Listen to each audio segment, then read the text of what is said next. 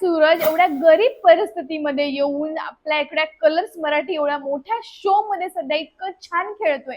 सुरुवातीला त्याचा गेम दिसला नाही, पण रितेश भाऊनी सगळ्या टीमने त्याला सपोर्ट केला, त्याला एनकरेज केलं आणि तो आता आता कुठे बोलायला लागलाय, चांगलं खेळायला लागलाय. लास्टच्या अरबाजच्या टास्क त्याने अरबाज समोर इतकं छान खेळला, त्याबद्दल रितेश भाऊंनी पण त्याचं कौतुक केलं की तू खूप कमाल खेळलाय, तू असंच खेळत राहा वगैरे. आणि मागे तो आर्याला बोलताना असं दिसला की तू सहन करू लोकांवर हे लोक अत्याचार करतात, पण आपण लढायचं आणि तू लढ, मी तुझ्या सोबत. हे सूरज चव्हाणचे शब्द होते, ते मला खूप आवडले होते आणि तो खूप चांगल्या पद्धतीने गेम खेळत होता.